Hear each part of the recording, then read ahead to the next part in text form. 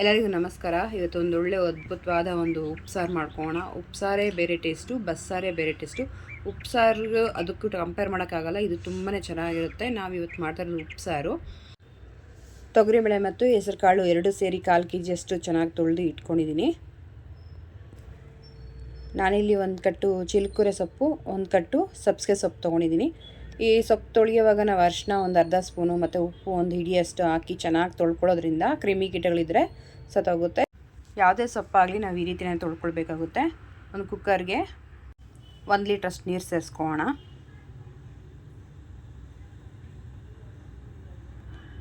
ಏನು ತೊಳೆದಿಟ್ಕೊಂಡಿದ್ದೀವೋ ಹೆಸರು ಕಾಳು ಮತ್ತು ತೊಗರಿಬೇಳೆ ಅದನ್ನು ಸಹ ಹಾಕಿ, ಸೊಪ್ಪು ತೊಳೆದಿಟ್ಕೊಂಡಿದ್ದೀವಲ್ವ ಅದನ್ನು ಸಹ ಸೇರಿಸ್ಕೊಳ್ಳೋಣ.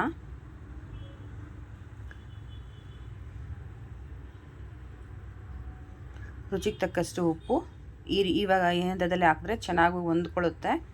ಪಲ್ಯಕ್ಕೆ ಹಾಕಿದ್ರೆ ಒಂದೊಂದು ಸಲ ಹೊಂದ್ಕೊಳ್ಳಲ್ಲ. ಸೊ ರುಚಿಗೆ ತಕ್ಕಷ್ಟು ಉಪ್ಪು ಮತ್ತು 1 ಟೊಮೆಟೊ ಹಾಕ್ಕೋಣ.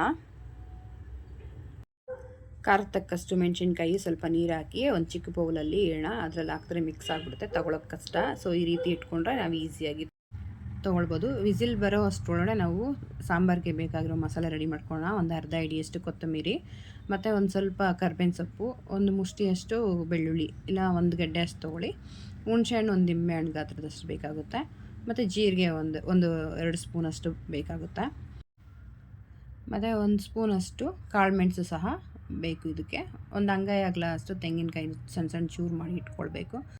ಇಷ್ಟು ನಮಗೆ ಉಪ್ಸಾರಿಗೆ ಬೇಕಾಗಿರುವಂಥ ಪದಾರ್ಥಗಳು. ಸೊ ನಾವಿವಾಗ ಪಲ್ಯಕ್ಕೆ ಏನೇನು ಬೇಕು ನೋಡ್ಕೊಳ್ಳೋಣ. ಒಂದು ಗಡ್ಡೆ ಅಷ್ಟು ಬೆಳ್ಳುಳ್ಳಿ, ಸ್ವಲ್ಪ ಕರ್ಬೇವಿನ ಸೊಪ್ಪು, ಸ್ವಲ್ಪ ಕೊತ್ತಂಬರಿ ಮತ್ತು ಚೂರು ಚೂರಾಗಿ ಮಾಡ್ಕೊಂಡಿರೋ ಮೆಣಸಿನ್ಕಾಯಿ ಖಾರಕ್ಕೆ ತಕ್ಕಷ್ಟು, ಮತ್ತು ಈರುಳ್ಳಿ ಒಂದು ದೊಡ್ಡ ತೊಗೊಂಡಿದ್ದೀನಿ. ಸೊ ವಿಸಿಲು ಸಹ ಬರ್ತಾ ಇದೆ.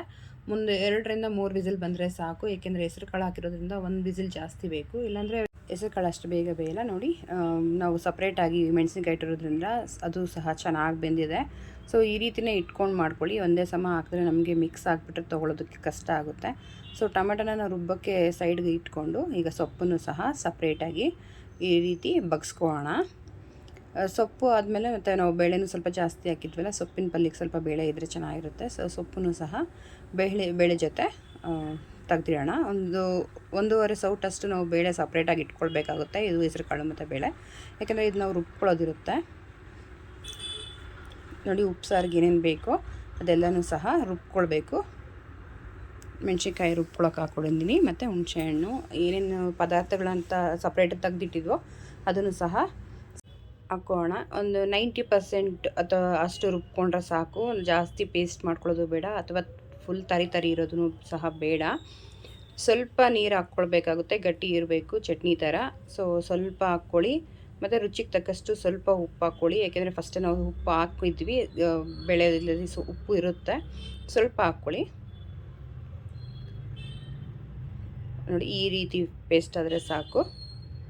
ಸೊ ಇದನ್ನ ನಾವು ಒಂದು ಬೌಲ್ಗೆ ಶಿಫ್ಟ್ ಮಾಡ್ಕೊಳ್ಬೇಕಾಗುತ್ತೆ. ಇಷ್ಟೇ ಇದು ಖಾರ ಉಪ್ಸಾರಿಗೆ ಬೇಕಾಗಿರೋದು. ಒಂದು ಪ್ಯಾನ್ಗೆ ಎಣ್ಣೆ ಹಾಕ್ಕೊಂಡು, ಈಗ ನಾವು ಬಗ್ಸಿದ್ದೀವಲ್ವ ನೀರೇನಿದೆ ಆ ನೀರಿಗೆ ನಾವು ಒಗ್ಗರಣೆ ಕೊಡಬೇಕಾಗುತ್ತೆ. ಒಂದು ಪ್ಯಾನ್ಗೆ 1-2 ಸ್ಪೂನ್ ಎಣ್ಣೆ ಮತ್ತು 1 ಸ್ಪೂನು ಸಾಸಿವೆ ಹಾಕಿ ಸಿಡಿಸ್ಬೇಕು. ಮತ್ತು ಒಂದು ಸ್ವಲ್ಪ ಕರ್ಬೇವಿನ ಸೊಪ್ಪು ಹಾಕಿ ಬಸ್ಸಾರಿಗೆ, ಅಂದರೆ ನೀರೇನು ಬಗ್ಸಿಟ್ಕೊಂಡಿದ್ವಲ್ವ ಅದು ನೀರಿಗೆ ಈ ಒಗ್ಗರಣೆ ನಾವು ಕೊಟ್ಕೊಳ್ಬೇಕಾಗುತ್ತೆ. ಅದು ಸಾರು ರೆಡಿ ಆಗುತ್ತೆ. ಅದೇ ಪ್ಯಾನ್ಗೆ ಒಂದು 4ರಿಂದ 5 ಸ್ಪೂನ್ ಎಣ್ಣೆ ಹಾಕ್ಕೊಂಡು ಈಗ ಸೊಪ್ಪಿನ ಪಲ್ಯ ಮಾಡ್ಕೊಳ್ಳೋಣ.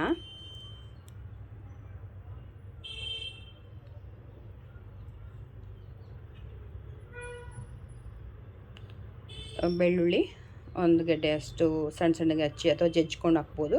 ಮತ್ತು ಖಾರದ ತಕ್ಕಷ್ಟು ಮೆಣಸಿನ್ಕಾಯಿ, ಹಸಿ ಮೆಣಸಿನ್ಕಾಯಿ ಬೇಡ, ಒಣಗಿದ ಮೆಣಸಿನ್ಕಾಯಿ ಹಾಕ್ಕೊಳ್ಳಿ. ಚಿಕ್ಕ ಮಕ್ಕಳು ದೊಡ್ಡವರು ಎಲ್ಲ ನೋಡ್ಕೊಂಡು ತಿನ್ನೋಕ್ಕಾಗಲ್ಲ. ಸೊ ಕರ್ಬೇವಿನ ಸೊಪ್ಪು ಹಾಕಿ ಚೆನ್ನಾಗಿ ಸ್ವಲ್ಪ ಫ್ರೈ ಮಾಡ್ಕೊಳ್ಬೇಕಾಗುತ್ತೆ. ಇವಾಗ ಹಚ್ಚಿಟ್ಕೊಂಡಿದ್ದೀವಲ್ಲ ಸಣ್ಣದಾಗಿ ಈರುಳ್ಳಿ, ಅದನ್ನು ಸಹ ಸೇರಿಸ್ಕೊಳ್ಳೋಣ. ತೆಂಗಿನಕಾಯಿ ತುರಿ ಹಾಕ್ಕೊಂಡ್ರೂ ಚೆನ್ನಾಗಿರುತ್ತೆ. ಸೊ ನಾನು ಇಲ್ಲಿ ತೆಂಗಿನಕಾಯಿ ತುರಿ ಹಾಕಿಲ್ಲ, ಅದು ಗ್ಯಾಸ್ಟ್ರಿಕ್ ಸಮಸ್ಯೆ ಆಗ್ಬೋದು. ಸೊ ಅದು ತೆಂಗಿನಕಾಯಿ ತುರಿ ಬೇಕು ಇಷ್ಟಪಡೋರು ಸಹ ಹಾಕ್ಕೊಳ್ಬೋದು, ಇಲ್ಲದೇ ಇರೋರು ಇದೇ ರೀತಿ ಹಾಕ್ಕೊಂಡು ಮಾಡಿಕೊಂಡ್ರೆ ಸಾಕಾಗುತ್ತೆ. ಸ್ವಲ್ಪ ಕೊತ್ತಂಬರಿ ಸೊಪ್ಪು ಹಾಕಿ ಚೆನ್ನಾಗಿ ಫ್ರೈ ಮಾಡ್ಕೊಳ್ಬೇಕು. ಇನ್ನು ಯಾರೆಲ್ಲ ನನ್ನ ಪೇಜ್ನ ಫಾಲೋ ಮಾಡಿಲ್ಲ, ಸಬ್ಸ್ಕ್ರೈಬ್ ಮಾಡಿಲ್ಲ, ಪ್ಲೀಸ್ ಫಾಲೋ ಆ್ಯಂಡ್ ಸಬ್ಸ್ಕ್ರೈಬ್ ಮಾಡಿ. ಫ್ರೆಂಡ್ಸ್ ಆ್ಯಂಡ್ ಫ್ಯಾಮಿಲಿಗೆ ಶೇರ್ ಮಾಡ್ಕೊಳ್ಳಿ. ಅವರು ಸಹ ಈ ಅದ್ಭುತವಾದ ಅಡುಗೆ ಮಾಡಿಕೊಳ್ಳಿ. ನೋಡಿ ಈ ರೀತಿ ಚೆನ್ನಾಗಿ ಫ್ರೈ ಮಾಡ್ಕೊಳ್ಬೇಕಾಗುತ್ತೆ. ಚೆನ್ನಾಗಿ ಫ್ರೈ ಆಗಿದೆ. ಸೊ ಈ ಹಂತದಲ್ಲಿ ನಾವು ಏನು ಸೊಪ್ಪು ಬಗ್ಸಿಟ್ಕೊಂಡಿದ್ದೀವಲ್ವ ಅದನ್ನು ಸಹ ಸೇರಿಸಿ ಚೆನ್ನಾಗಿ ಮಿಕ್ಸ್ ಮಾಡಿಕೊಂಡ್ರೆ ಆಯಿತು. ಒಂದು 2 ನಿಮಿಷ ಮಿಕ್ಸ್ ಮಾಡಿಕೊಂಡ್ರೆ ಸಾಕು. ಇದೇನು ಬೇಯಬೇಕು ಅನ್ನೋದೆಲ್ಲ ಎಲ್ಲ ಕರೆಕ್ಟಾಗಿ ಆಗಿರುತ್ತೆ. ಸ್ಟವ್ ಆಫ್ ಮಾಡಿಕೊಂಡು ಚೆನ್ನಾಗಿ ಮಿಕ್ಸ್ ಮಾಡಿ ಪಕ್ಕಕ್ಕೆ ಇಟ್ಕೊಂಡ್ರೆ ಆಯಿತು. ಸರ್ ಹೇಗೋ ರೆಡಿ ಆಗೋಗ್ಬಿಡ್ತು. ಈಗ ಅದ್ರ ಜೊತೆ ಮುದ್ದೆ ಇಲ್ಲ ಅಂದರೆ ಹೇಗೆ, ಮುದ್ದೆ ಇದ್ರೇ ಇದು ಪರ್ಫೆಕ್ಟ್ ಕಾಂಬಿನೇಷನು. ಸೊ ಸ್ವಲ್ಪ ನೀರು ಹಾಕಿ ಸ್ವಲ್ಪ ರೈಸ್ ಹಾಕಿ ಚೆನ್ನಾಗಿ ಕುದಿಯೋಕೆ ಇಟ್ಟಿದ್ದೆ ನೀರು. ಸೊ ಚೆನ್ನಾಗಿ ಕುದಿ ಬರ್ತಾ ಇರೋವಾಗ ನಾವು ಹಸಿಟ್ಟು ಹಾಕ್ಕೊಳ್ಬೇಕಾಗುತ್ತೆ. ಸ್ವಲ್ಪನೇ ಹಸಿಟ್ಟು ಹಾಕಿ ಚೆನ್ನಾಗಿ ಮಿಕ್ಸ್ ಮಾಡ್ಕೊಳ್ಬೇಕಾಗುತ್ತೆ. ನಾವು ಒಟ್ಟಿಗೆ ಹಾಕೋದು ಬೇಡ, ನೋಡಿ ಹದ ನೋಡಿಕೊಂಡು ಹಾಕ್ಕೊಂಡ್ರೆ ಚೆನ್ನಾಗಿ ಪರ್ಫೆಕ್ಟಾಗಿ ಬರುತ್ತೆ. ಒಂದೇ ಸಲ ಹಾಕ್ಬಿಟ್ರೆ ಗಟ್ಟಿ ಆಗ್ಬೋದು. ಅವೆಲ್ಲ ತಣ್ಣೀರು ಅಥವಾ ಬಿಸಿನೀರು ಹಾಕಿದ್ರೆ ಅಷ್ಟು ಚೆನ್ನಾಗಿ ಬರಲ್ಲ. ಸೊ ಒಂದೇ ಸಮ ಹಾಕ್ಕೊಳ್ಳೋದು ಬೇಡ, ಒಂದು ಸ್ವಲ್ಪ ಹಾಕ್ಕೊಂಡು ಚೆನ್ನಾಗಿ ಮಿಕ್ಸ್ ಮಾಡ್ಕೊಳ್ಳೋಣ. ಮುದ್ದೆ ಅನ್ನೋದು ತುಂಬ ಟೇಸ್ಟ್ ಕೊಡುತ್ತೆ ಈ ಉಪ್ಸಾರಿಗೆ. ಸೊ ಮಿಸ್ ಮಾಡದೆ ಉಪ್ಸಾರು ಮಾಡಿದಾಗ ಅಥವಾ ಬಸ್ಸಾರು ಮಾಡಿದಾಗ ಈ ರೀತಿ ಮುದ್ದೆ ಮಾಡ್ಕೊಳ್ತೀನಿ, ನೆಕ್ಸ್ಟ್ ಲೆವೆಲಲ್ಲಿರುತ್ತೆ.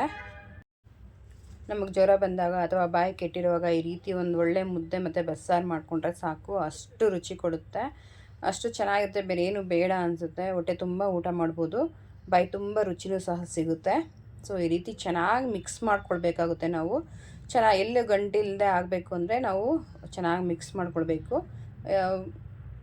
ಮಿಕ್ಸ್ ಮಾಡ್ಕೊಳ್ತಾ ನಾವು ಮಾಡ್ಕೊಳ್ಳೋದ್ರಿಂದ ಎಲ್ಲೂ ಪಾತ್ರೆಗೂ ಸಹ ಅಂಟ್ಕೊಳ್ಳಲ್ಲ. ಸೊ ಒಂದು ಪ್ಲೇಟ್ಗೆ ಒಂದು ಸ್ವಲ್ಪ ನೀರು ಹಾಕ್ಕೊಳ್ಬೇಕು ತಳದಲ್ಲಿ. ಈಗ ಎಲ್ಲ ಹಿಟ್ಟನ್ನು ಸಹ ತೊಗೊಂಡು ಈ ಥರ ಪ್ಲೇಟ್ಗೆ ಹಾಕ್ಕೊಳ್ಳೋಣ. ನೋಡಿ ಎಲ್ಲೂ ಸಹ ಒಂದು ಸ್ವಲ್ಪನೂ ಅಂಟ್ಕೊಳ್ಳಲ್ಲ, ಅಷ್ಟು ನೀಟಾಗಿ ಬಂದ್ಬಿಡುತ್ತೆ. ಬಟ್ ಮಾಡೋವಾಗ ನಾವು ತಿರುಗಿಸ್ತಾ ಇರಬೇಕು. ನೋಡಿ ಎಷ್ಟು ಪರ್ಫೆಕ್ಟಾಗಿ ಬರುತ್ತೆ ಮುದ್ದೆ ಅನ್ನೋದು.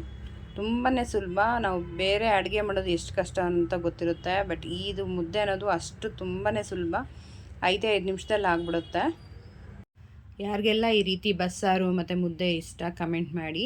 ಹೊಸಬ್ರು ಸಹ ಈ ರೀತಿ ಪೂರ್ತಿ ವಿಡಿಯೋ ನೋಡಿ ಎಲ್ಲಿ ಸ್ಕಿಪ್ ಮಾಡಿದೆ ಮಾಡ್ಕೊಳ್ಳಿ, ಅಷ್ಟು ಚೆನ್ನಾಗಿರುತ್ತೆ. ನಾವು ಇದನ್ನೇ ಸೇಮ್ ಕಾಳಲ್ಲೂ ಸಹ ಮಾಡ್ಬೋದು. ಅವರೆಕಾಳು ಬರುತ್ತಲ್ವ, ಸೊ ಅದರಲ್ಲೂ ಸಹ ಇದೇ ರೀತಿ ಸಾಂಬಾರು ಮಾಡ್ಕೊಳ್ಳಿ, ಅದು ತುಂಬಾ ರುಚಿ ಕೊಡುತ್ತೆ. ಈಗ ಇನ್ನೂ ಕಾಳು ಸೀಸನ್ ಬಂದಿಲ್ವಲ್ಲ, ಸೊ ಸೊಪ್ಪು ಈ ರೀತಿ ಹೆಸರು ಕಾಳು ಹಾಕಿ ಮಾಡ್ಕೊಳ್ಳಿ, ತುಂಬ ಅದ್ಭುತವಾಗಿರುತ್ತೆ, ತುಂಬ ರುಚಿ ಕೊಡುತ್ತೆ, ನೆಕ್ಸ್ಟ್ ಲೆವೆಲೇ ಅನ್ಬೋದು. ಕೆಮ್ಮು ಕಫ ಅಥವಾ ಡೈಜೆಷನ್ ಸಿಸ್ಟಮ್ ಇರೋವ್ರಿಗೂ ಸಹ ಈ ರೀತಿ ಮಾಡಿಕೊಟ್ರೆ ತುಂಬ ಇಷ್ಟಪಟ್ಟು ತಿಂತಾರೆ. ತುಂಬ ಆರೋಗ್ಯಕ್ಕೂ ತುಂಬ ಚೆನ್ನಾಗಿರುತ್ತೆ ಇದು. ಈ ವಿಡಿಯೋ ಇಷ್ಟ ಆಗಿದೆ ಅಂತ ತಿಳ್ಕೊಳ್ತಾ ಹೊಸ ರೆಸಿಪಿಯೊಂದಿಗೆ ಮತ್ತೆ ಸಿಗೋಣ. ಅಲ್ಲಿ ತನಕ ಟೇಕ್ ಕೇರ್, ಬಾಯ್. ನಿಮ್ಮ ದಿನ ಶುಭವಾಗಿರಲಿ.